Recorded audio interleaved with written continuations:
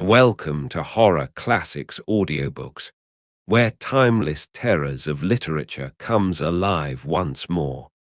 Tonight, we present a chilling masterpiece that continues to haunt generations of readers. The works of Edgar Allan Poe, Volume 1 by Edgar Allan Poe.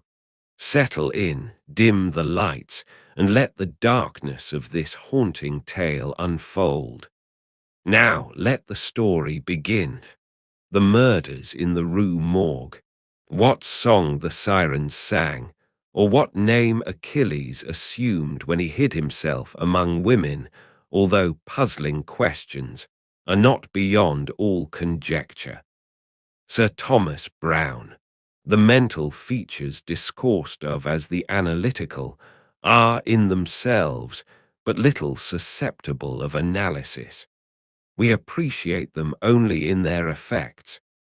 We know of them, among other things, that they are always to their possessor, when inordinately possessed, a source of the liveliest enjoyment. As the strong man exults in his physical ability, delighting in such exercises as call his muscles into action, so glories the analyst in that moral activity which disentangles. He derives pleasure from even the most trivial occupations, bringing his talent into play.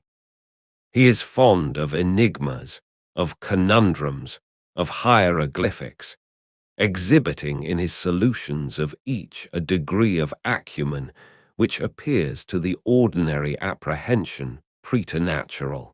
His results, brought about by the very soul and essence of method, have in truth the whole air of intuition. The faculty of resolution is possibly much invigorated by mathematical study, and especially by that highest branch of it which, unjustly, and merely on account of its retrograde operations, has been called, as if par excellence, analysis. Yet to calculate is not in itself to analyze. A chess player, for example, does the one without effort at the other. It follows that the game of chess, in its effects upon mental character, is greatly misunderstood. I am not now writing a treatise, but simply prefacing a somewhat peculiar narrative by observations very much at random. I will, therefore, take occasion to assert that the higher powers of the reflective intellect are more decidedly and more usefully tasked by the unostentatious game of draughts than by all the elaborate frivolity of chess.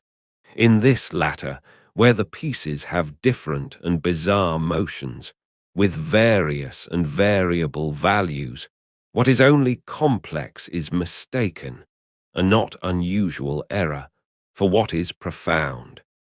The attention is here called powerfully into play. If it flag for an instant, an oversight is committed resulting in injury or defeat. The possible moves being not only manifold but involute, the chances of such oversights are multiplied, and in 9 cases out of 10, it is the more concentrative rather than the more acute player who conquers. In drafts, on the contrary, where the moves are unique and have but little variation, the probabilities of inadvertence are diminished, and the mere attention being left comparatively unemployed. What advantages are obtained by either party are obtained by superior acumen. To be less abstract, let us suppose a game of draughts where the pieces are reduced to 4 kings, and where, of course, no oversight is to be expected.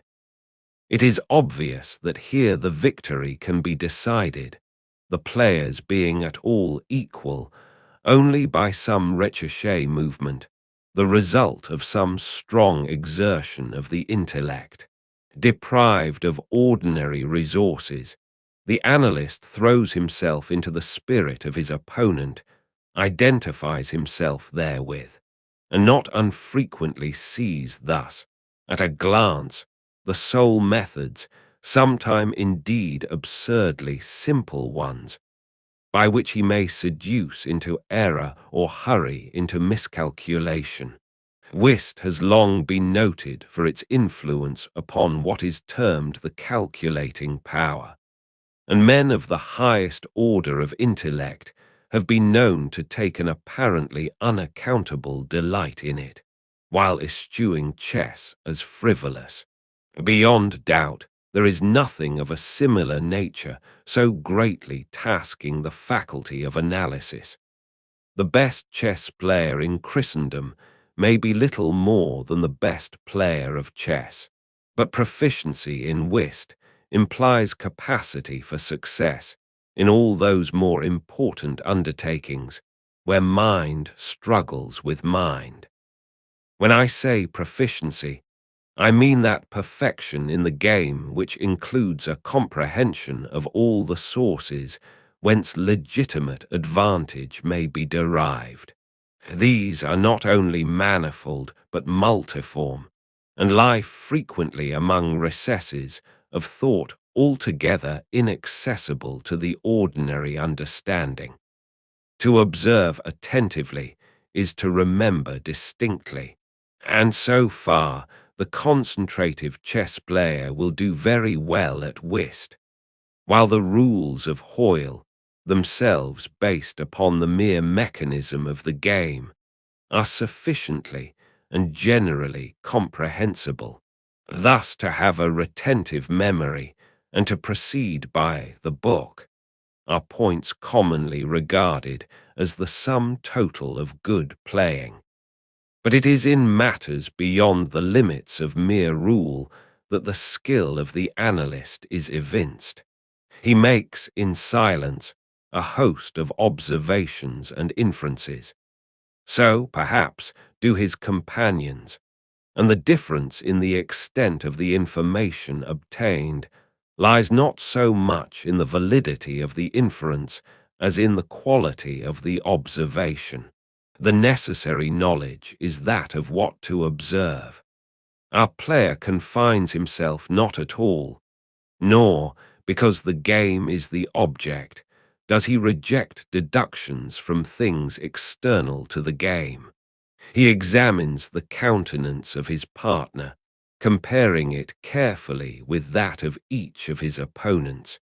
He considers the mode of assorting the cards in each hand, often counting trump by trump and honor by honor through the glances bestowed by their holders upon each. He notes every variation of face as the play progresses, gathering a fund of thought from the differences in the expression of certainty, of surprise, of triumph, or of chagrin. From the manner of gathering up a trick, he judges whether the person taking it can make another in the suit. He recognizes what is played through feint by the manner with which it is thrown upon the table. A casual or inadvertent word, the accidental dropping or turning of a card, with the accompanying anxiety or carelessness in regard to its concealment. The counting of the tricks, with the order of their arrangement, embarrassment, hesitation, eagerness, or trepidation, all afford to his apparently intuitive perception indications of the true state of affairs. The first 2 or 3 rounds having been played, he is in full possession of the contents of each hand, and thenceforward puts down his cards with as absolute a precision of purpose as if the rest of the party had turned outward the faces of their own. The analytical power should not be confounded with ample ingenuity, for while the analyst is necessarily ingenious, the ingenious man is often remarkably incapable of analysis. The constructive or combining power, by which ingenuity is usually manifested, and to which the phrenologists, I believe erroneously, have assigned a separate organ, supposing it a primitive faculty, has been so frequently seen in those whose intellect bordered otherwise upon idiocy, as to have attracted general observation among writers on morals. Between ingenuity and the analytic ability, there exists a difference far greater, indeed, than that between the fancy and the imagination, but of a character very strictly analogous. It will be found, in fact, that the ingenious are always fanciful, and the truly imaginative never otherwise than analytic. The narrative which follows will appear to the reader somewhat in the light of a commentary upon the propositions just advanced. Residing in Paris during the spring and part of the summer of 18, I there became acquainted with a Monsieur C. Auguste Dupin. This young gentleman was of an excellent, indeed of an illustrious family, but by a variety of untoward events had been reduced to such poverty that the energy of his character succumbed beneath it, and he ceased to bestir himself in the world or to care for the retrieval of his fortunes. By courtesy of his creditors, there still remained in his possession a small remnant of his patrimony, and upon the income arising from this, he managed, by means of a rigorous economy, to procure the necessaries of life, without troubling himself about its superfluities. Books, indeed, were his sole luxuries, and in Paris these are easily obtained. Our first meeting was at an obscure library in the Rue Montmartre, where the accident of our both being in search of the same very rare and very remarkable volume brought us into closer communion. We saw each other again and again. I was deeply interested in the little family history, which he detailed to me with all that candor which a Frenchman indulges whenever mere self is his theme. I was astonished, too, at the vast extent of his reading, and above all, I felt my soul enkindled within me by the wild fervour and the vivid freshness of his imagination. Seeking in Paris the objects I then sought, I felt that the society of such a man would be to me a treasure beyond price, and this feeling I frankly confided to him.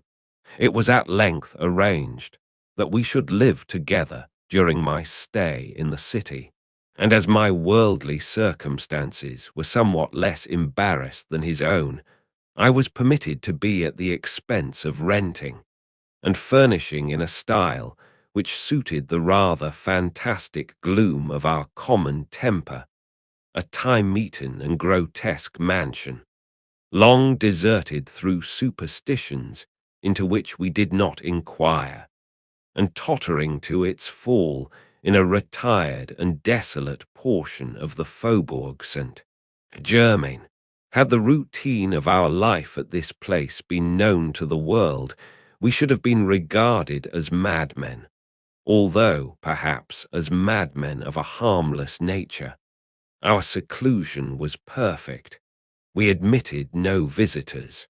Indeed, the locality of our retirement had been carefully kept a secret from my own former associates, and it had been many years since Dupin had ceased to know or be known in Paris. We existed within ourselves alone. It was a freak of fancy in my friend, for what else shall I call it? To be enamoured of the night for her own sake, and into this bizarrerie, as into all his others, I quietly fell, giving myself up to his wild whims with a perfect abandon. The sable divinity would not herself dwell with us always, but we could counterfeit her presence. At the first dawn of the morning, we closed all the messy shutters of our old building, lighting a couple of tapers which, strongly perfumed, threw out only the ghastliest and feeblest of rays. By the aid of these, we then busied our souls in dreams, reading, writing, or conversing, until warned by the clock of the advent of the true darkness. Then we sallied forth into the streets arm in arm, continuing the topics of the day, or roaming far and wide until a late hour, seeking, amid the wild lights and shadows of the populous city, that infinity of mental excitement which quiet observation can afford. At such times I could not help remarking and admiring, although from his rich ideality I had been prepared to expect it, a peculiar analytic ability in Dupin. He seemed, too, to take an eager delight in its exercise, if not exactly in its display, and did not hesitate to confess the pleasure thus derived. He boasted to me, with a low, chuckling laugh, that most men, in respect to himself, wore windows in their bosoms, and was wont to follow up such assertions by direct and very startling proofs of his intimate knowledge of my own. His manner at these moments was frigid and abstract.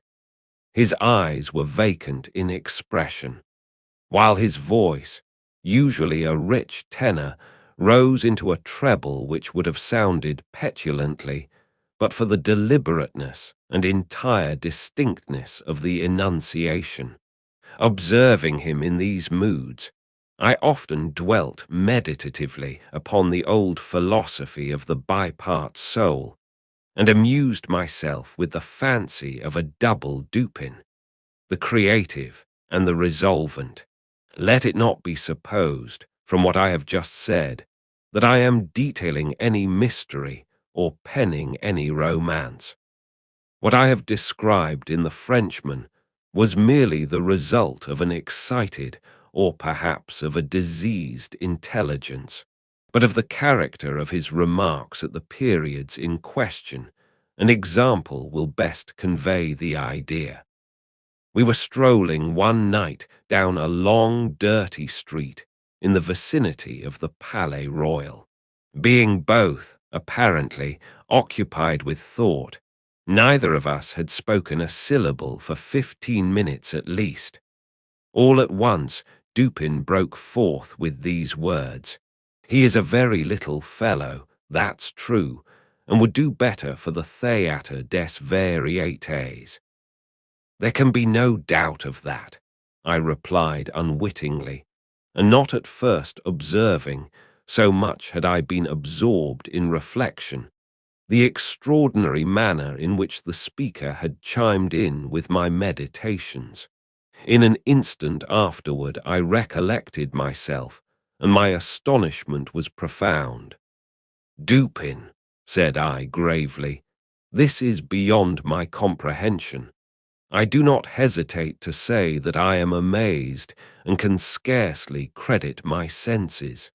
How was it possible you should know I was thinking of," here I paused, to ascertain beyond a doubt whether he really knew of whom I thought.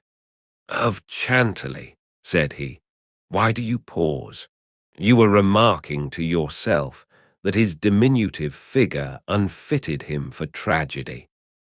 This was precisely what had formed the subject of my reflections. Chantilly was a quondam cobbler of the Rue St. Denis who, becoming stage-mad, had attempted the role of Xerxes in Crabelin's tragedy so called, and been notoriously pasquinaded for his pains. "Tell me, for heaven's sake," I exclaimed, "the method, if method there is, by which you have been enabled to fathom my soul in this matter." In fact, I was even more startled than I would have been willing to express. "It was the fruiterer," replied my friend, Who brought you to the conclusion that the mender of soles was not of sufficient height for Xerxes et id genus omni? The fruiterer, you astonish me. I know no fruiterer whomsoever. The man who ran up against you as we entered the street, it may have been 15 minutes ago. I now remembered that. In fact, a fruiterer, carrying upon his head a large basket of apples, had nearly thrown me down, by accident, as we passed from the Rue C into the thoroughfare where we stood. But what this had to do with Chantilly, I could not possibly understand. There was not a particle of charlatanery about Dupin. "I will explain," he said, "and that you may comprehend all clearly, we will first retrace the course of your meditations, from the moment in which I spoke to you until that of the rencontre with the fruiterer in question. The larger links of the chain run thus: Chantilly, Orion, Dr. Nichols, Epicurus, stereotomy, the street stones, the fruiterer. There are few persons who have not, at some period of their lives, amused themselves in retracing the steps by which particular conclusions of their own minds have been attained.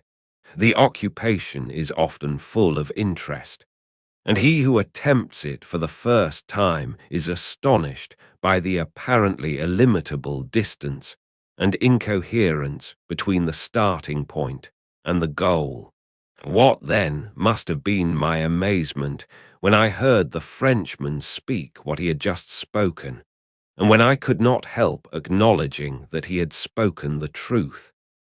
He continued, "We had been talking of horses, if I remember aright, just before leaving the Rue C.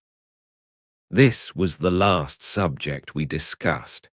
As we crossed into this street, a fruiterer, with a large basket upon his head, brushing quickly past us, thrust you upon a pile of paving stones collected at a spot where the causeway is undergoing repair. You stepped upon one of the loose fragments, slipped, slightly strained your ankle, appeared vexed or sulky, muttered a few words, turned to look at the pile, and then proceeded in silence. I was not particularly attentive to what you did, but observation has become with me, of late, a species of necessity. You kept your eyes upon the ground, glancing with a petulant expression at the holes and ruts in the pavement, so that I saw you were still thinking of the stones, until we reached the little alley called Lamartine, which has been paved by way of experiment with the overlapping and riveted blocks. Here your countenance brightened up, and perceiving your lips move, I could not doubt that you murmured the word stereotomy, a term very affectedly applied to this species of pavement. I knew that you could not say to yourself stereotomy without being brought to think of atomies, and thus of the theories of Epicurus. And since, when we discussed this subject not very long ago, I mentioned to you how singularly, yet with how little notice, the vague guesses of that noble Greek had met with confirmation in the late nebular cosmogony, I felt that you could not avoid casting your eyes upward to the great nebula in Orion, and I certainly expected that you would do so. You did look up, and I was now assured that I had correctly followed your steps. But in that bitter tirade upon Chantilly, which appeared in yesterday's Musée, the satirist, making some disgraceful allusions to the cobbler's change of name upon assuming the buskin, quoted a Latin line about which we have often conversed. I mean the line perdidit antiquum littera prima sonum. I had told you that this was in reference to Orion, formerly written Urian, and from certain pungencies connected with this explanation, I was aware that you could not have forgotten it. It was clear, therefore, that you would not fail to combine the two ideas of Orion and Chantilly. That you did combine them, I saw by the character of the smile which passed over your lips. You thought of the poor cobbler's immolation. So far you had been stooping in your gait, but now I saw you draw yourself up to your full height. I was then sure that you reflected upon the diminutive figure of Chantilly. At this point I interrupted your meditations to remark that as, in fact, he was a very little fellow, that Chantilly, he would do better at the Theatre des Varietés. Not long after this, we were looking over an evening edition of the Gazette des Tribunaux, when the following paragraphs arrested our attention. Extraordinary murders. This morning, about 3 o'clock, the inhabitants of the Quartier Saint-Roch were aroused from sleep by a succession of terrific shrieks, issuing, apparently, from the fourth story of a house in the Rue Morgue, known to be in the sole occupancy of one Madame L'Espanaye and her daughter, Mademoiselle Camille L'Espanaye. After some delay, occasioned by a fruitless attempt to procure admission in the usual manner, the gateway was broken in with a crowbar, and 8 or 10 of the neighbors entered accompanied by 2 gendarmes. By this time the cries had ceased, but as the party rushed up the first flight of stairs, 2 or more rough voices in angry contention were distinguished, and seemed to proceed from the upper part of the house. As the second landing was reached, these sounds also had ceased, and everything remained perfectly quiet. The party spread themselves and hurried from room to room. Upon arriving at a large back chamber in the 4th story, the door of which, being found locked, with the key inside, was forced open, a spectacle presented itself which struck every one present not less with horror than with astonishment. The apartment was in the wildest disorder, the furniture broken and thrown about in all directions. There was only one bedstead, and from this the bed had been removed and thrown into the middle of the floor.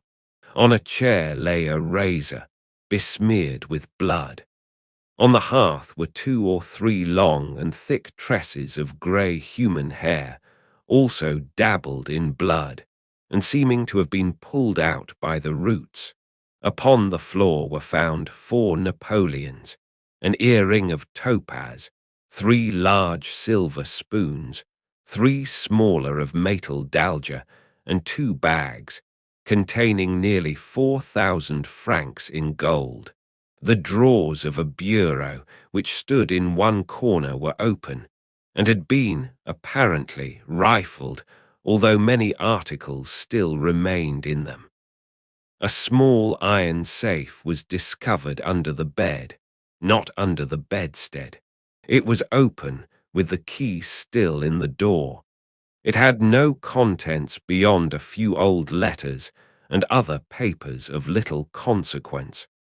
Of Madame L'Espanaye no traces were here seen, but an unusual quantity of soot being observed in the fireplace, a search was made in the chimney, and horrible to relate, the corpse of the daughter, head downward, was dragged therefrom, it having been thus forced up the narrow aperture for a considerable distance. The body was quite warm.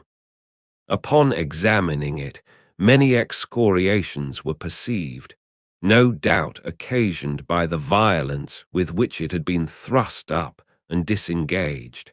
Upon the face were many severe scratches, and upon the throat, dark bruises and deep indentations of finger-nails, as if the deceased had been throttled to death. After a thorough investigation of every portion of the house, without farther discovery, the party made its way into a small paved yard in the rear of the building, where lay the corpse of the old lady, with her throat so entirely cut that upon an attempt to raise her, the head fell off. The body, as well as the head, was fearfully mutilated, the former so much so as scarcely to retain any semblance of humanity. To this horrible mystery there is not as yet, we believe, the slightest clue. The next day's paper had these additional particulars. The tragedy in the RUE morgue. Many individuals have been examined in relation to this most extraordinary and frightful affair. The word affair has not yet, in France, that levity of import which it conveys with us, but nothing whatever has transpired to throw light upon it. We give below all the material testimony elicited. Pauline Duberg, laundress, deposes that she has known both the deceased for 3 years, having washed for them during that period. The old lady and her daughter seemed on good terms, very affectionate towards each other.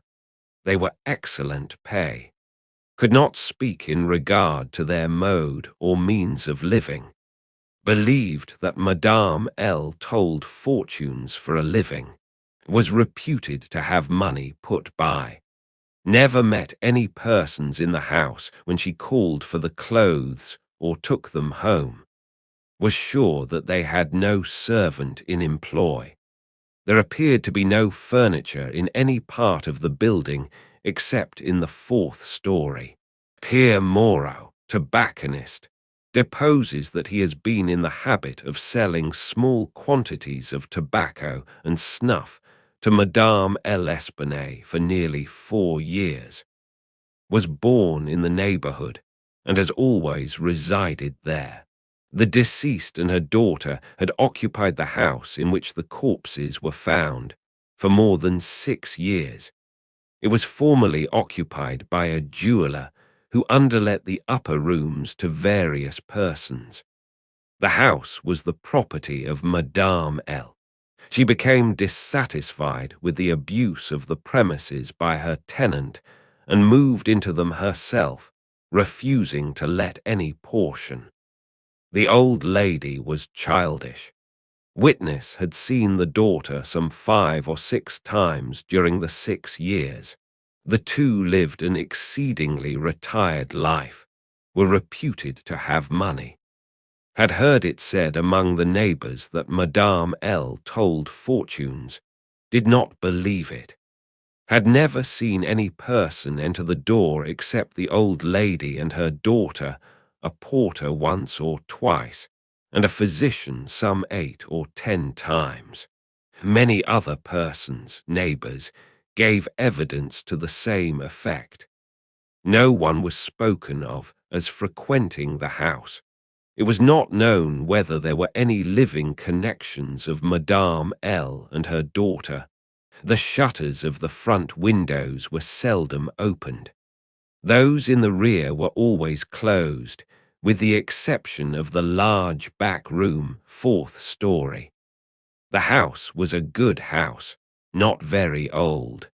Isidore Musette, gendarme, deposes that he was called to the house about 3 o'clock in the morning and found some 20 or 30 persons at the gateway, endeavoring to gain admittance.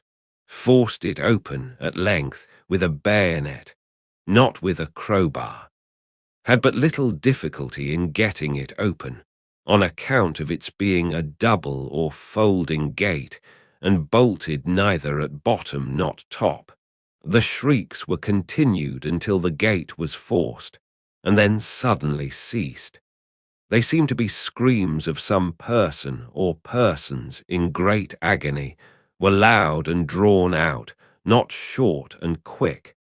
Witness led the way upstairs. Upon reaching the first landing, heard two voices in loud and angry contention, the one a gruff voice, the other much shriller, a very strange voice. Could distinguish some words of the former, which was that of a Frenchman. Was positive that it was not a woman's voice. Could distinguish the words sacré and diable. The shrill voice was that of a foreigner. Could not be sure whether it was the voice of a man or of a woman. Could not make out what was said, but believed the language to be Spanish. The state of the room and of the bodies was described by this witness as we described them yesterday. Henry Duval, a neighbour, and by trade a silversmith, deposes that he was one of the party who first entered the house. Corroborates the testimony of Musette in general. As soon as they forced an entrance, they reclosed the door to keep out the crowd, which collected very fast, notwithstanding the lateness of the hour. The shrill voice, this witness thinks, was that of an Italian. Was certain it was not French. Could not be sure that it was a man's voice. It might have been a woman's. Was not acquainted with the Italian language. Could not distinguish the words, but was convinced by the intonation that the speaker was an Italian. Knew Madame L. and her daughter. Had conversed with both frequently. Was sure that the shrill voice was not that of either of the deceased. Odenheimer, restaurateur. This witness volunteered his testimony. Not speaking French, was examined through an interpreter. Is a native of Amsterdam. Was passing the house at the time of the shrieks. They lasted for several minutes, probably 10. They were long and loud, very awful and distressing. Was one of those who entered the building. Corroborated the previous evidence in every respect but one. Was sure that the shrill voice was that of a man, of a Frenchman. Could not distinguish the words uttered. They were loud and quick, unequal, spoken apparently in fear as well as in anger. The voice was harsh, not so much shrill as harsh. Could not call it a shrill voice. The gruff voice said repeatedly, sacré, diable, and once mon Dieu. Jules Mignaud, banker of the firm of Mignaud et Fils, Rue de Lorraine, is the elder Mignaud. Madame L'Espanaye had some property, had opened an account with his banking house in the spring of the year, 8 years previously, made frequent deposits in small sums, had checked for nothing until the 3rd day before her death, when she took out in person the sum of 4,000 francs. This sum was paid in gold, and a clerk went home with the money. Adolphe Le Bon, clerk to Mignaud et Fils, deposes that on the day in question, about noon, he accompanied Madame L'Espanaye to her residence with the 4,000 francs, put up in 2 bags. Upon the door being opened, Mademoiselle L. appeared and took from his hands one of the bags, while the old lady relieved him of the other. He then bowed and departed. Did not see any person in the street at the time. It is a by-street, very lonely. William Bird, tailor, deposes that he was one of the party who entered the house. Is an Englishman. Has lived in Paris 2 years, was one of the first to ascend the stairs, heard the voices in contention. The gruff voice was that of a Frenchman, could make out several words, but cannot now remember all, heard distinctly sacré and mon Dieu. There was a sound at the moment as if of several persons struggling, a scraping and scuffling sound. The shrill voice was very loud, louder than the gruff one. Is sure that it was not the voice of an Englishman, appeared to be that of a German, might have been a woman's voice, does not understand German. 4 of the above-named witnesses, being recalled, deposed that the door of the chamber in which was found the body of Mademoiselle L. was locked on the inside when the party reached it. Everything was perfectly silent, no groans or noises of any kind. Upon forcing the door, no person was seen. The windows, both of the back and front room, were down and firmly fastened from within. A door between the 2 rooms was closed, but not locked. The door leading from the front room into the passage was locked, with the key on the inside. A small room in the front of the house, on the 4th story, at the head of the passage was open, the door being ajar. This room was crowded with old beds, boxes, and so forth. These were carefully removed and searched. There was not an inch of any portion of the house which was not carefully searched. Sweeps were sent up and down the chimneys.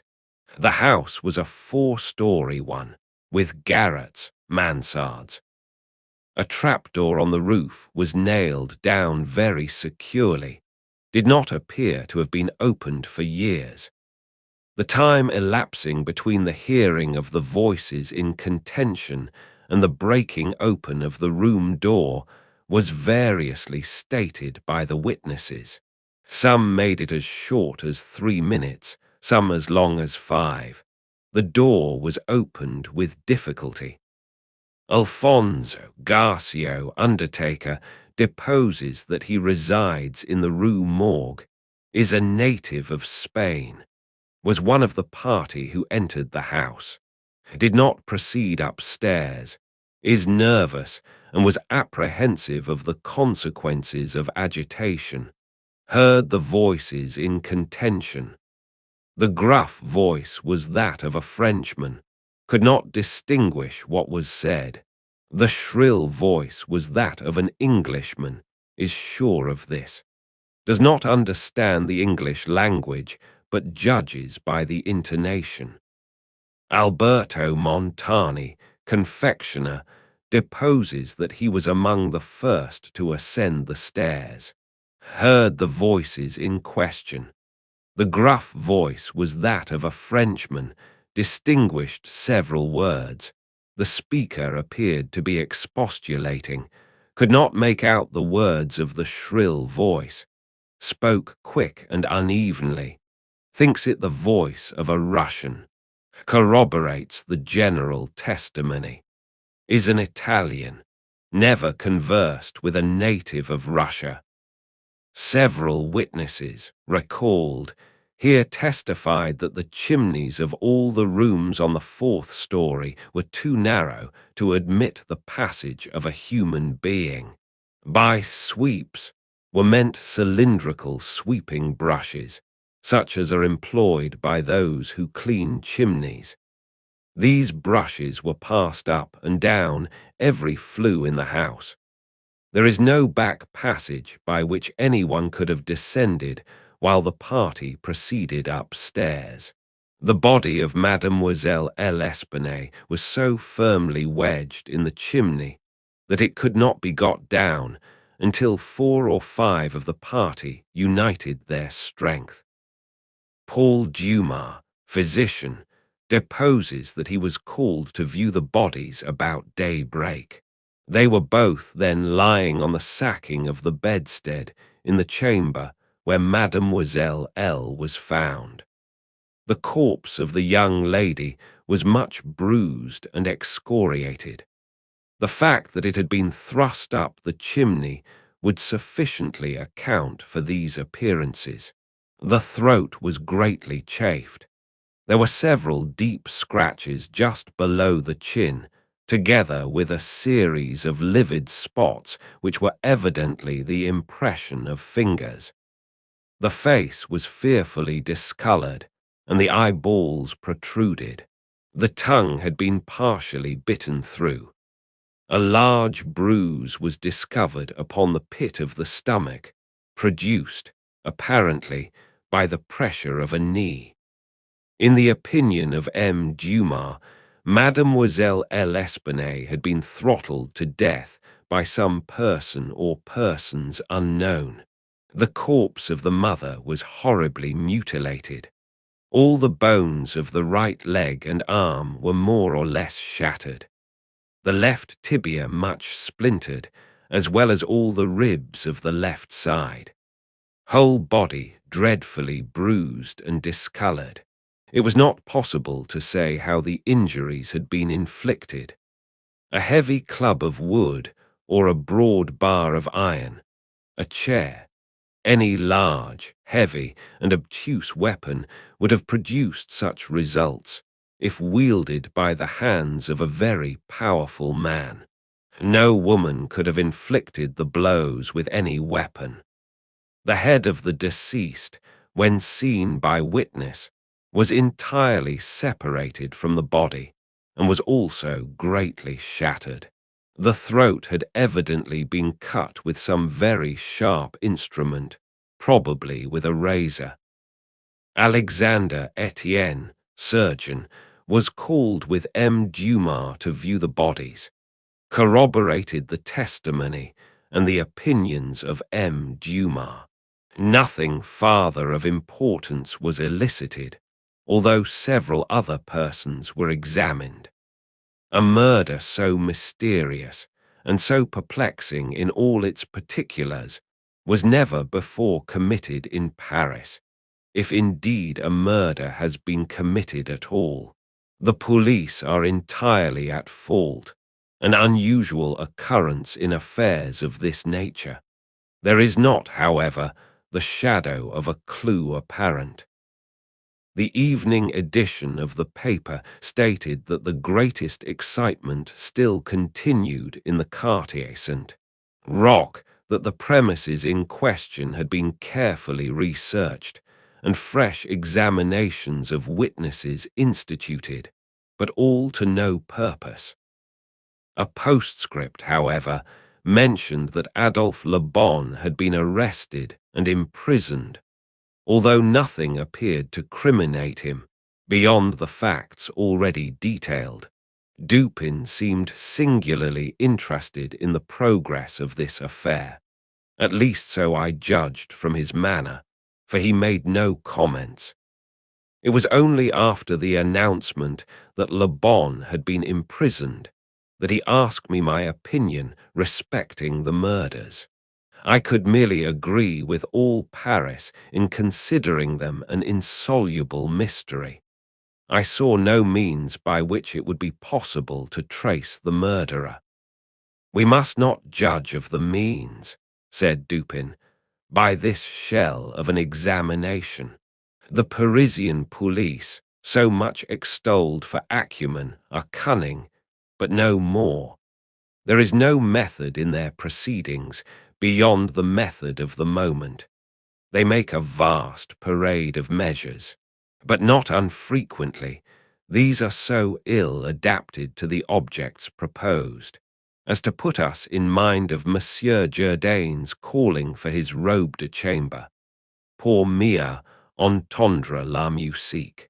The results attained by them are not unfrequently surprising, but for the most part are brought about by simple diligence and activity. When these qualities are unavailing, their schemes fail. Vidocq, for example, was a good guesser and a persevering man. But without educated thought, he erred continually by the very intensity of his investigations. He impaired his vision by holding the object too close. He might see, perhaps, one or two points with unusual clearness, but in so doing he, necessarily, lost sight of the matter as a whole. Thus there is such a thing as being too profound. Truth is not always in a well. In fact, as regards the more important knowledge, I do believe that she is invariably superficial. The depth lies in the valleys where we seek her, and not upon the mountain tops where she is found. The modes and sources of this kind of error are well typified in the contemplation of the heavenly bodies. To look at a star by glances, to view it in a sidelong way, by turning toward it the exterior portions of the retina, more susceptible of feeble impressions of light than the interior, is to behold the star distinctly, is to have the best appreciation of its luster, a luster which grows dim just in proportion as we turn our vision fully upon it. A greater number of rays actually fall upon the eye in the latter case, but in the former there is the more refined capacity for comprehension. By undue profundity we perplex and enfeeble thought, and it is possible to make even Venus herself vanish from the firmament by a scrutiny too sustained, too concentrated, or too direct. As for these murders, let us enter into some examinations for ourselves, before we make up an opinion respecting them. An inquiry will afford us amusement. I thought this an odd term, so applied, but said nothing. And besides, Le Bon once rendered me a service for which I am not ungrateful. We will go and see the premises with our own eyes. I know G, the prefect of police, and shall have no difficulty in obtaining the necessary permission. The permission was obtained, and we proceeded at once to the Rue Morgue. This is one of those miserable thoroughfares which intervene between the Rue Richelieu and the Rue Saint Roch. It was late in the afternoon when we reached it, as this quarter is at a great distance from that in which we resided. The house was readily found, for there were still many persons gazing up at the closed shutters with an objectless curiosity from the opposite side of the way. It was an ordinary Parisian house, with a gateway, on one side of which was a glazed watchbox, with a sliding panel in the window indicating a loge de concierge. Before going in, we walked up the street, turned down an alley, and then, again turning, passed in the rear of the building. Dupin, meanwhile examining the whole neighborhood, as well as the house, with a minuteness of attention for which I could see no possible object. Retracing our steps, we came again to the front of the dwelling, rang, and having shown our credentials, were admitted by the agents in charge. We went upstairs, into the chamber where the body of Mademoiselle L'Espanaye had been found, and where both the deceased still lay. The disorders of the room had, as usual, been suffered to exist. I saw nothing beyond what had been stated in the Gazette des Tribunaux. Dupin scrutinized everything, not excepting the bodies of the victims. We then went into the other rooms, and into the yard, a gendarme accompanying us throughout. The examination occupied us until dark, when we took our departure. On our way home, my companion stepped in for a moment at the office of one of the daily papers. I have said that the whims of my friend were manifold, and that G les ménages. For this phrase there is no English equivalent. It was his humour now to decline all conversation on the subject of the murder until about noon the next day. He then asked me, suddenly, if I had observed anything peculiar at the scene of the atrocity. There was something in his manner of emphasizing the word peculiar, which caused me to shudder without knowing why. No, nothing peculiar, I said. Nothing more, at least, than we both saw stated in the paper.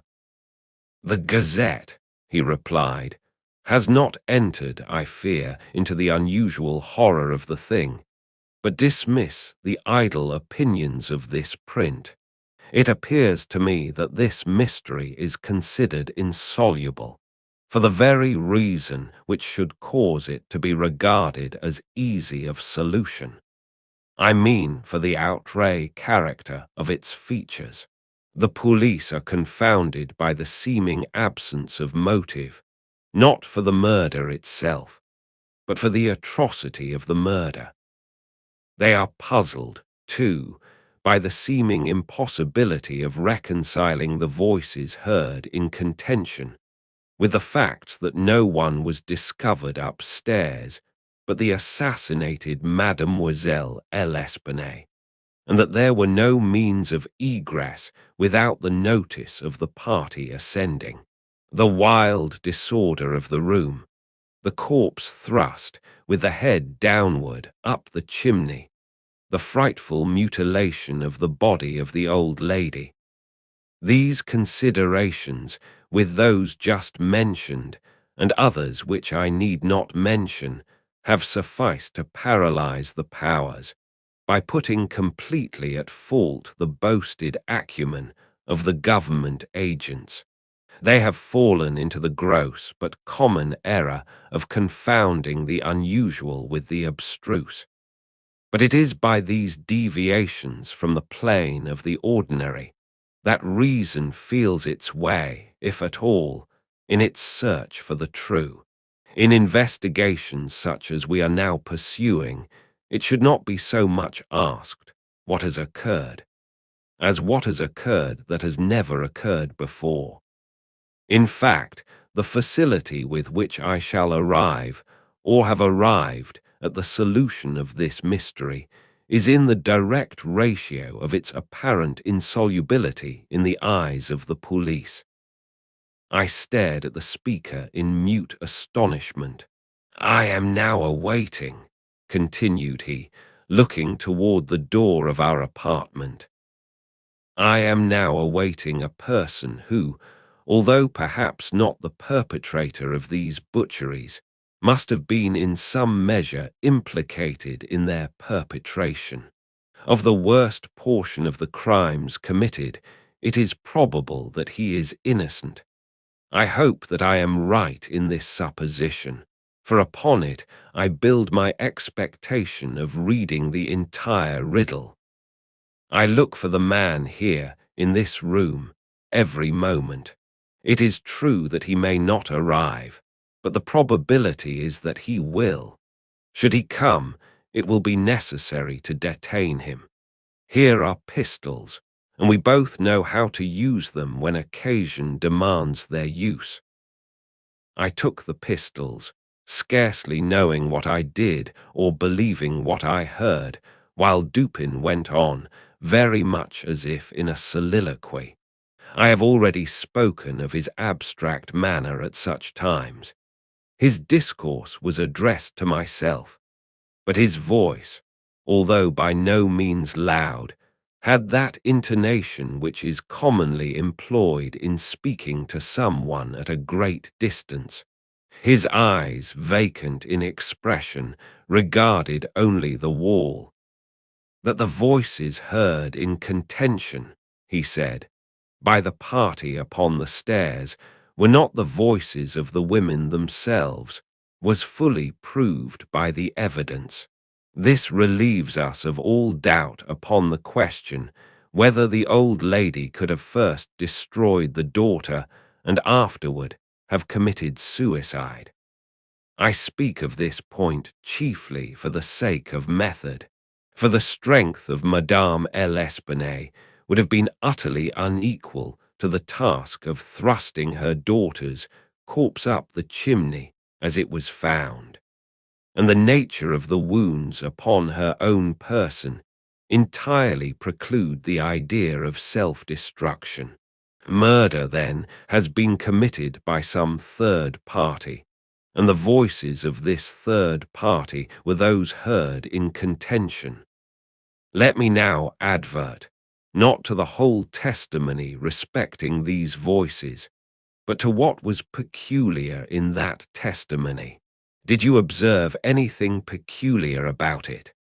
I remarked that, while all the witnesses agreed in supposing the gruff voice to be that of a Frenchman, there was much disagreement in regard to the shrill, or, as one individual termed it, the harsh voice. That was the evidence itself, said Dupin, but it was not the peculiarity of the evidence. You have observed nothing distinctive, yet there was something to be observed. The witnesses, as you remark, agreed about the gruff voice. They were here unanimous. But in regard to the shrill voice, the peculiarity is not that they disagreed, but that, while an Italian, an Englishman, a Spaniard, a Hollander, and a Frenchman attempted to describe it, each one spoke of it as that of a foreigner. Each is sure that it was not the voice of one of his own countrymen. Each likens it, not to the voice of an individual of any nation with whose language he is conversant, but the converse.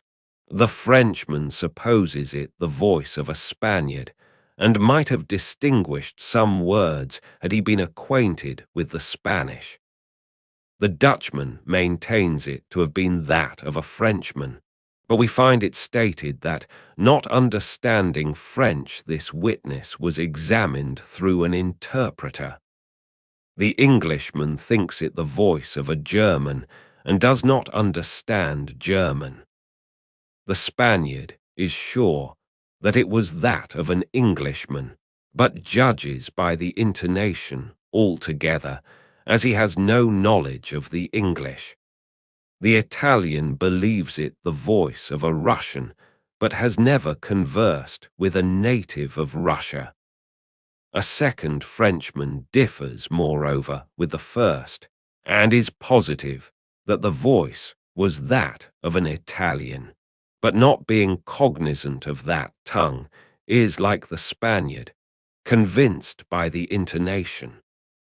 Now, how strangely unusual must that voice have really been, about which such testimony as this could have been elicited, in whose tones even denizens of the 5 great divisions of Europe could recognize nothing familiar. You will say that it might have been the voice of an Asiatic, of an African. Neither Asiatics nor Africans abound in Paris. But without denying the inference, I will now merely call your attention to 3 points. The voice is termed by one witness harsh rather than shrill.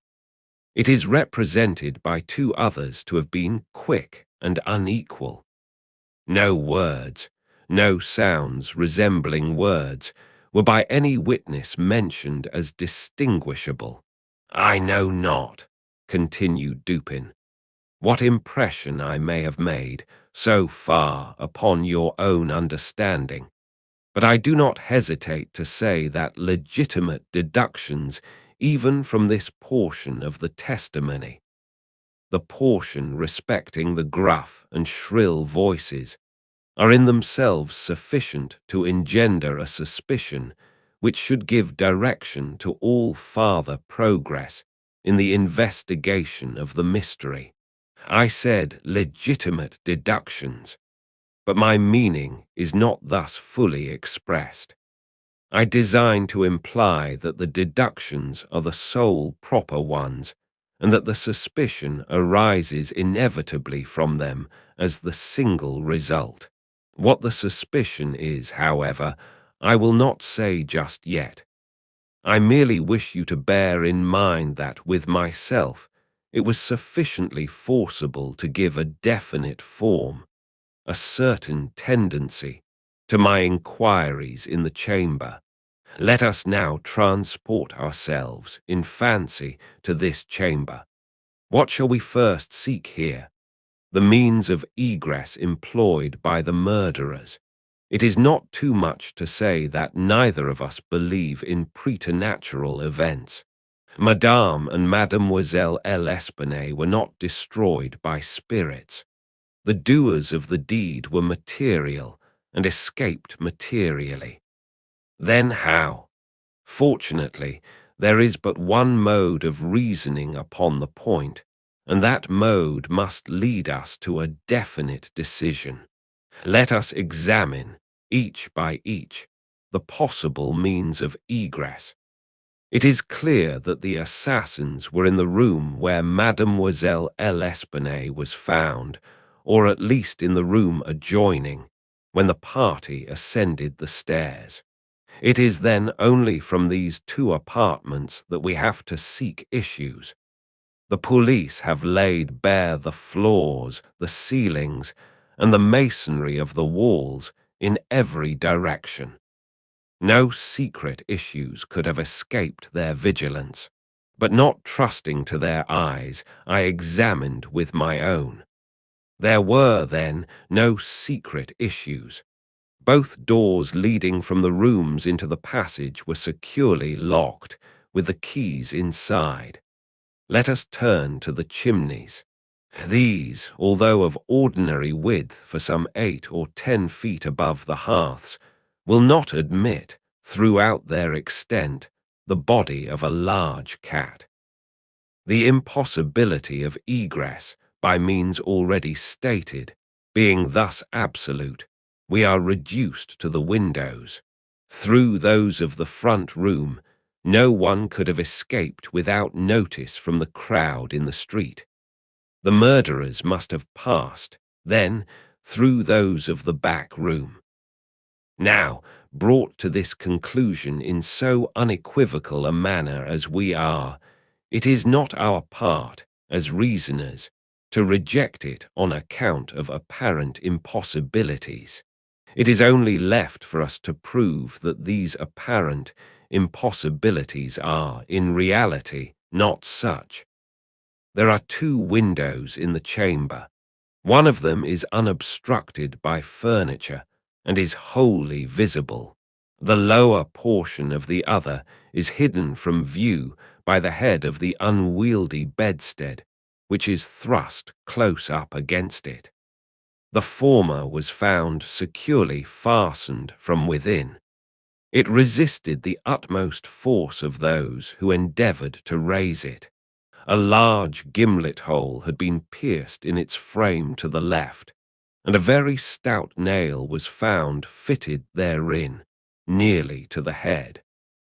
Upon examining the other window, a similar nail was seen similarly fitted in it, and a vigorous attempt to raise this sash failed also. The police were now entirely satisfied that egress had not been in these directions, and therefore it was thought a matter of supererogation to withdraw the nails and open the windows. My own examination was somewhat more particular, and was so for the reason I have just given, because here it was, I knew, that all apparent impossibilities must be proved to be not such in reality. I proceeded to think thus, a posteriori. The murderers did escape from one of these windows. This being so, they could not have refastened the sashes from the inside, as they were found fastened. The consideration which put a stop, through its obviousness, to the scrutiny of the police in this quarter, yet the sashes were fastened.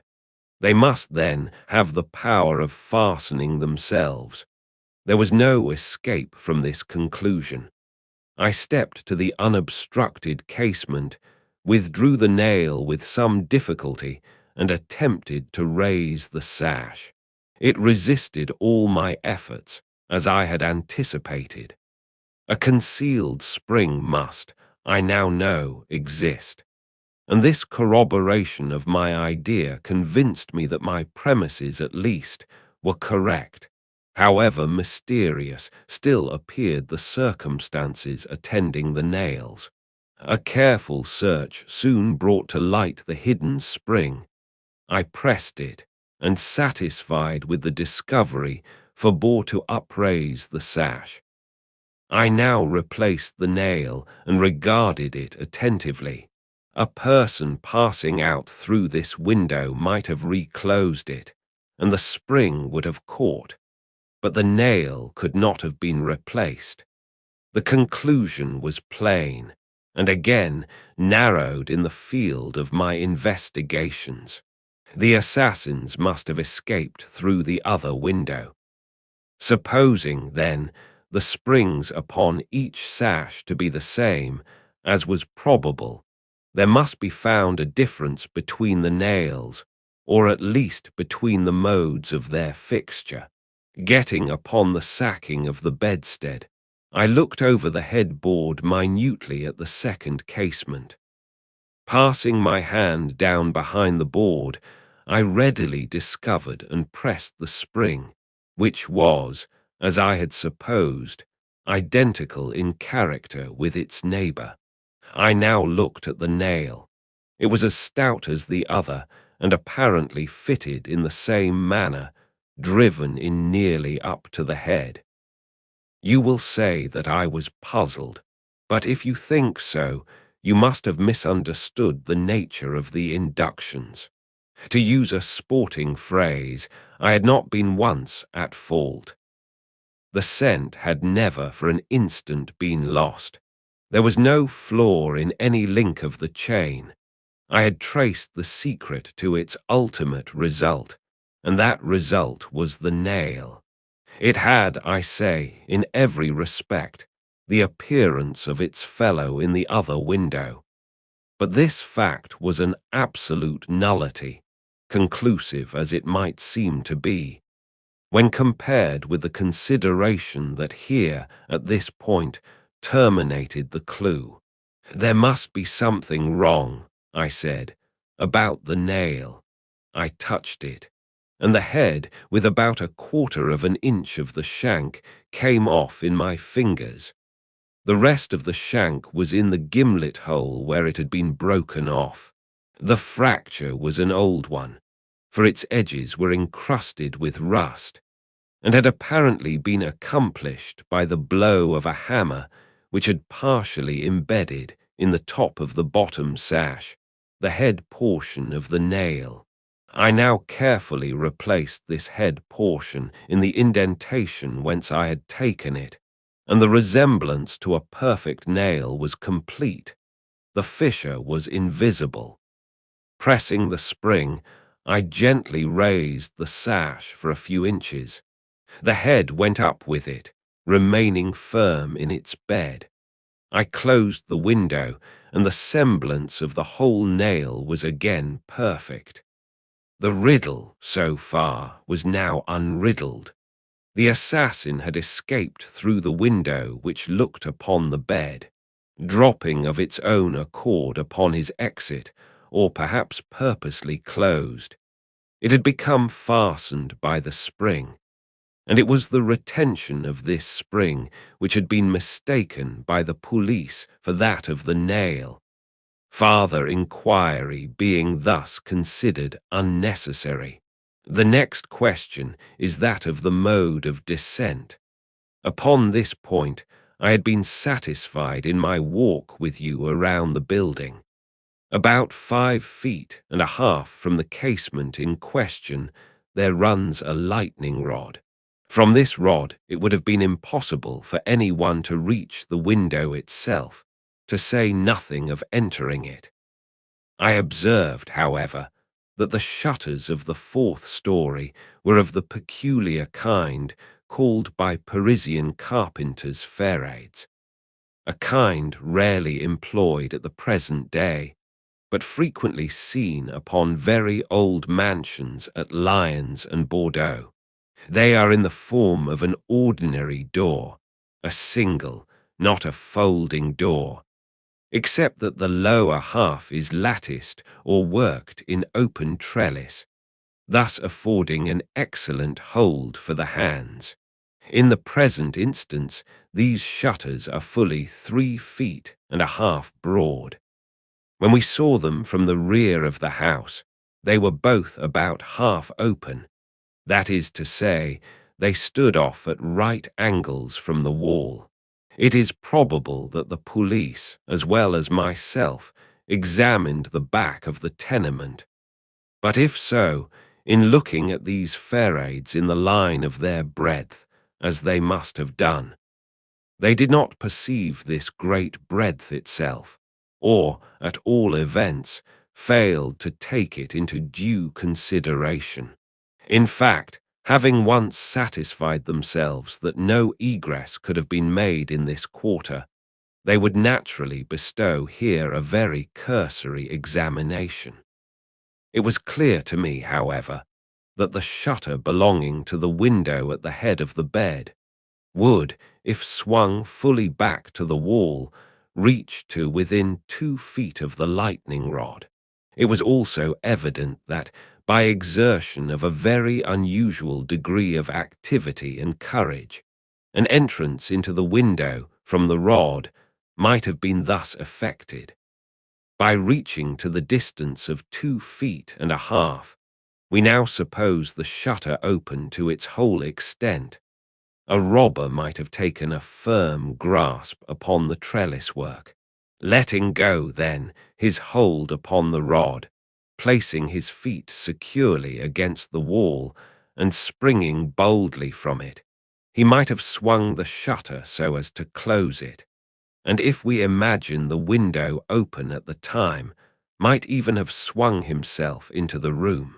I wish you to bear especially in mind that I have spoken of a very unusual degree of activity as requisite to success in so hazardous and so difficult a feat.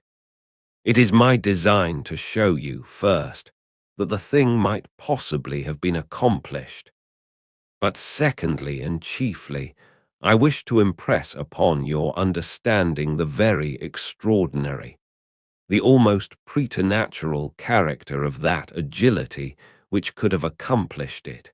You will say, no doubt, using the language of the law, that, to make out my case, I should rather undervalue than insist upon a full estimation of the activity required in this matter. This may be the practice in law, but it is not the usage of reason. My ultimate object is only the truth. My immediate purpose is to lead you to place in juxtaposition that very unusual activity of which I have just spoken with that very peculiar shrill, or harsh, and unequal voice, about whose nationality no two persons could be found to agree, and in whose utterance no syllabification could be detected. At these words, a vague and half-formed conception of the meaning of Dupin flitted over my mind. I seemed to be upon the verge of comprehension without power to comprehend, as men, at times, find themselves upon the brink of remembrance without being able, in the end, to remember. My friend went on with his discourse. "You will see," he said, "that I have shifted the question from the mode of egress to that of ingress. It was my design to convey the idea that both were effected in the same manner at the same point. Let us now revert to the interior of the room. Let us survey the appearances here. The drawers of the bureau, it is said, had been rifled, although many articles of apparel still remained within them. The conclusion here is absurd. It is a mere guess, a very silly one, and no more. How are we to know that the articles found in the drawers were not all these drawers had originally contained? Madame L'Espanaye and her daughter lived an exceedingly retired life, saw no company, seldom went out, had little use for numerous changes of habiliment. Those found were at least of as good quality as any likely to be possessed by these ladies. If a thief had taken any, why did he not take the best? Why did he not take all? In a word, why did he abandon 4,000 francs in gold to encumber himself with a bundle of linen? The gold was abandoned. Nearly the whole sum mentioned by Monsieur Mignaud, the banker, was discovered in bags upon the floor. I wish you, therefore, to discard from your thoughts the blundering idea of motive, engendered in the brains of the police by that portion of the evidence which speaks of money delivered at the door of the house. Coincidences 10 times as remarkable as this, the delivery of the money, and murder committed within 3 days upon the party receiving it, happen to all of us every hour of our lives without attracting even momentary notice. Coincidences, in general, are great stumbling blocks in the way of that class of thinkers who have been educated to know nothing of the theory of probabilities, that theory to which the most glorious objects of human research are indebted for the most glorious of illustration.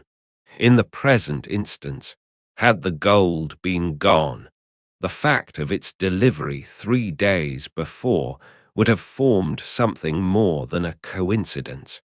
It would have been corroborative of this idea of motive.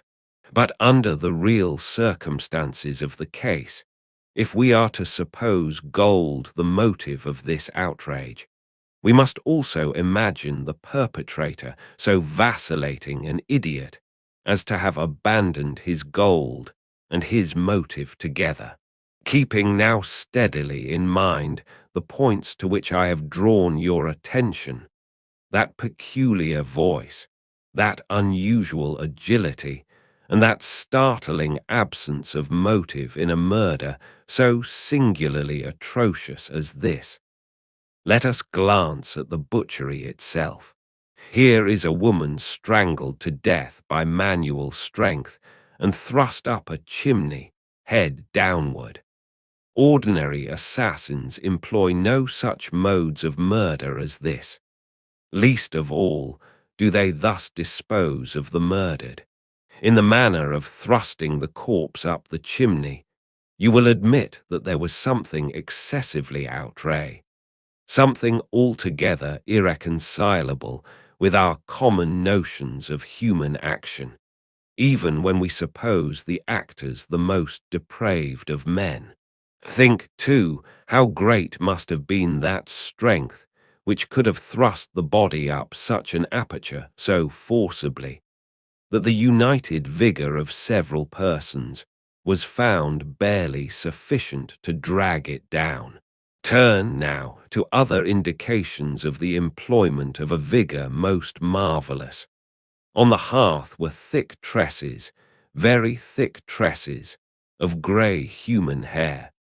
These had been torn out by the roots. You are aware of the great force necessary in tearing thus from the head even 20 or 30 hairs together. You saw the locks in question as well as myself. Their roots, a hideous sight, were clotted with fragments of the flesh of the scalp, sure token of the prodigious power which had been exerted in uprooting perhaps 500,000 of hairs at a time. The throat of the old lady was not merely cut, but the head absolutely severed from the body. The instrument was a mere razor. I wish you also to look at the brutal ferocity of these deeds. Of the bruises upon the body of Madame L'Espanaye I do not speak. Monsieur Dumas and his worthy coadjutor Monsieur Etienne have pronounced that they were inflicted by some obtuse instrument, and so far these gentlemen are very correct. The obtuse instrument was clearly the stone pavement in the yard. upon which the victim had fallen from the window which looked in upon the bed. This idea, however simple it may now seem, escaped the police for the same reason that the breadth of the shutters escaped them. Because, by the affair of the nails, their perceptions had been hermetically sealed against the possibility of the windows having ever been opened at all. If now, in addition to all these things, you have properly reflected upon the odd disorder of the chamber, we have gone so far as to combine the ideas of an agility astounding, a strength superhuman, a ferocity brutal, a butchery without motive, a grotesquerie in horror absolutely alien from humanity, and a voice foreign in tone to the ears of men of many nations, and devoid of all distinct or intelligible syllabification. What result, then, has ensued? What impression have I made upon your fancy? I felt a creeping of the flesh as Dupin asked me the question. A madman, I said, has done this deed, some raving maniac, escaped from a neighboring maison de santé. In some respects, he replied, your idea is not irrelevant, but the voices of madmen, even in their wildest paroxysms, are never found to tally with that peculiar voice heard upon the stairs. Madmen are of some nation, and their language, however incoherent in its words, has always the coherence of syllabification. Besides, the hair of a madman is not such as I now hold in my hand. I disentangled this little tuft from the rigidly clutched fingers of Madame L'Espanaye. Tell me what you can make of it. Dupin, I said, completely unnerved. This hair is most unusual. This is no human hair. I have not asserted that it is, said he. But before we decide this point, I wish you to glance at the little sketch I have here traced upon this paper. It is a facsimile drawing of what has been described in one portion of the testimony as dark bruises and deep indentations of finger-nails upon the throat of Mademoiselle L'Espanaye, and in another by Messrs. Dumas and Etienne, as a series of livid spots, evidently the impression of fingers. You will perceive, continued my friend, spreading out the paper upon the table before us, that this drawing gives the idea of a firm and fixed hold. There is no slipping apparent. Each finger has retained, possibly until the death of the victim, the fearful grasp by which it originally embedded itself. Attempt now to place all your fingers at the same time in the respective impressions as you see them. I made the attempt in vain. We are possibly not giving this matter a fair trial, he said. The paper is spread out upon a plain surface, but the human throat is cylindrical. Here is a billet of wood, the circumference of which is about that of the throat. Wrap the drawing around it and try the experiment again. I did so, but the difficulty was even more obvious than before. This, I said, is the mark of no human hand. Read now, replied Dupin, this passage from Cuvier. It was a minute anatomical and generally descriptive account of the large fulvous orangutan of the East Indian Islands. The gigantic stature, the prodigious strength and activity, the wild ferocity, and the imitative propensities of these mammalia are sufficiently well known to all. I understood the full horrors of the murder at once. The description of the digits, said I, as I made an end of reading, is in exact accordance with this drawing. I see that no animal but an orangutan of the species here mentioned could have impressed the indentations as you have traced them. This tuft of tawny hair, too, is identical in character with that of the beast of Cuvier, but I cannot possibly comprehend the particulars of this frightful mystery. Besides, there were two voices heard in contention, and one of them was unquestionably the voice of a Frenchman. True, and you will remember an expression attributed almost unanimously by the evidence to this voice, the expression, mon Dieu. This, under the circumstances, has been justly characterized by one of the witnesses, Montani, the confectioner, as an expression of remonstrance or expostulation. Upon these two words, therefore, I have mainly built my hopes of a full solution of the riddle.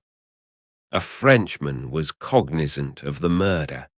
It is possible, indeed it is far more than probable, that he was innocent of all participation in the bloody transactions which took place.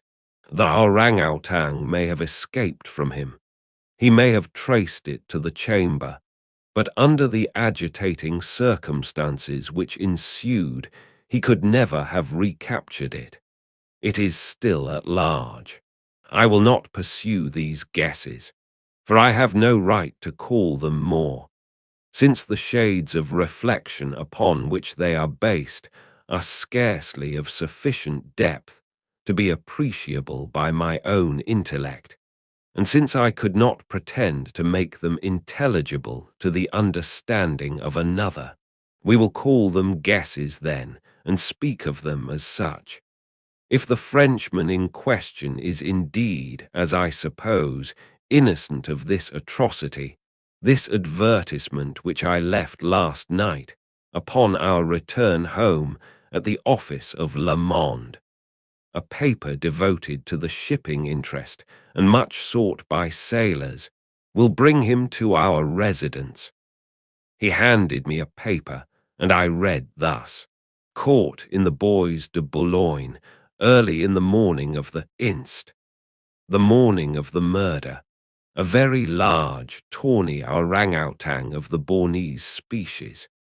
The owner, who is ascertained to be a sailor, belonging to a Maltese vessel, may have the animal again, upon identifying it satisfactorily and paying a few charges arising from its capture and keeping. Call at number Rue Faubourg Saint-Germain, au Troisem. How was it possible, I asked, that you should know the man to be a sailor and belonging to a Maltese vessel? I do not know it, said Dupin. I am not sure of it. Here, however, is a small piece of ribbon, which from its form and from its greasy appearance has evidently been used in tying the hair in one of those long queues of which sailors are so fond. Moreover, this knot is one which few besides sailors can tie, and is peculiar to the Maltese. I picked the ribbon up at the foot of the lightning rod. It could not have belonged to either of the deceased. Now if, after all, I am wrong in my induction from this ribbon, that the Frenchman was a sailor belonging to a Maltese vessel, still, I can have done no harm in saying what I did in the advertisement. If I am in error, he will merely suppose that I have been misled by some circumstance into which he will not take the trouble to inquire. But if I am right, a great point is gained. Cognizant, although innocent of the murder, the Frenchman will naturally hesitate about replying to the advertisement, about demanding the orangutan. He will reason thus: I am innocent, I am poor. My orangutan is of great value, to one in my circumstances a fortune of itself.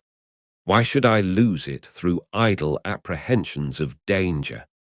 Here it is, within my grasp. It was found in the Bois de Boulogne, at a vast distance from the scene of that butchery.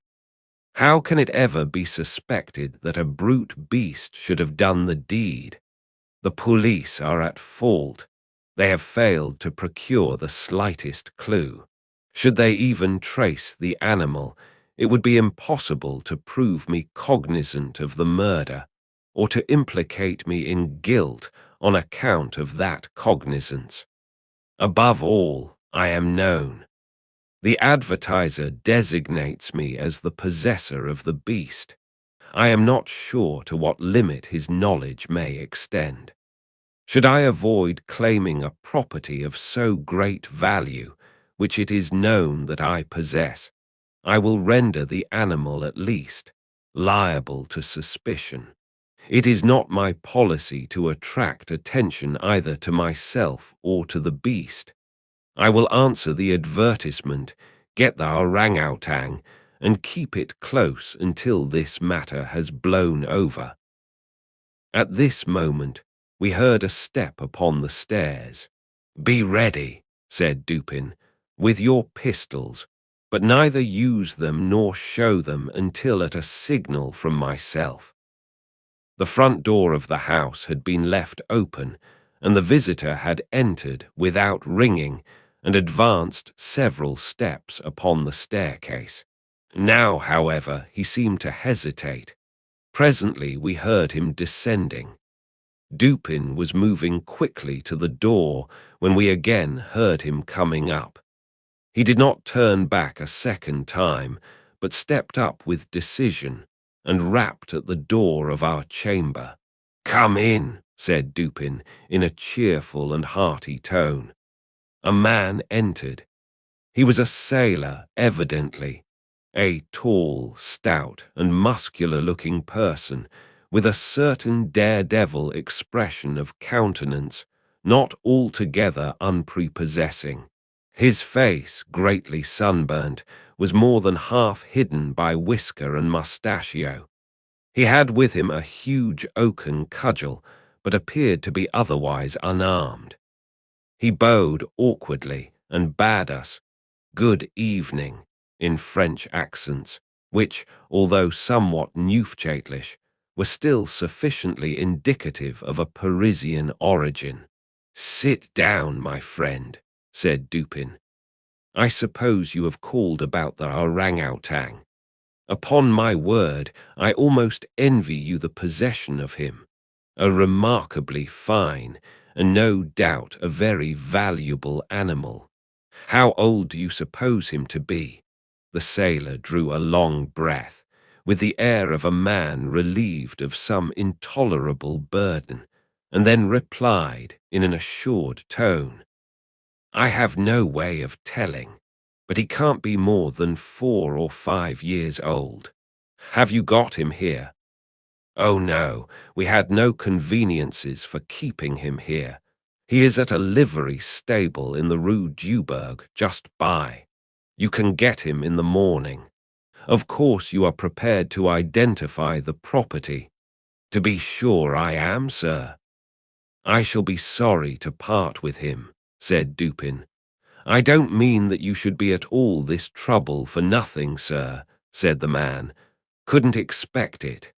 Am very willing to pay a reward for the finding of the animal, that is to say, anything in reason." "Well," replied my friend, "that is all very fair, to be sure. Let me think. What should I have? Oh, I will tell you. My reward shall be this.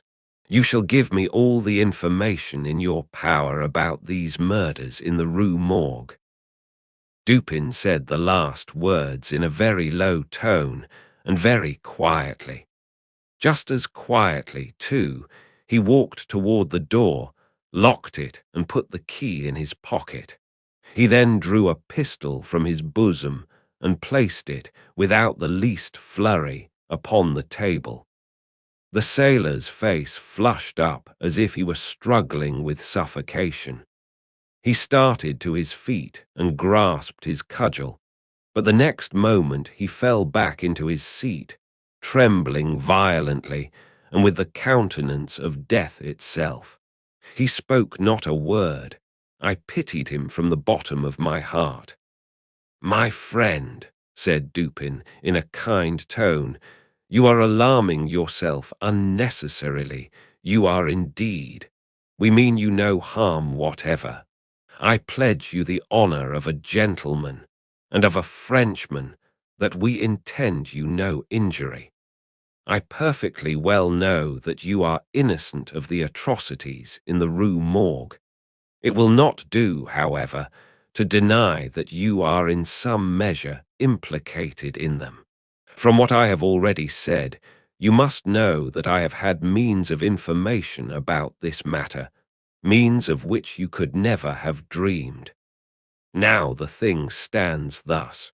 You have done nothing which you could have avoided.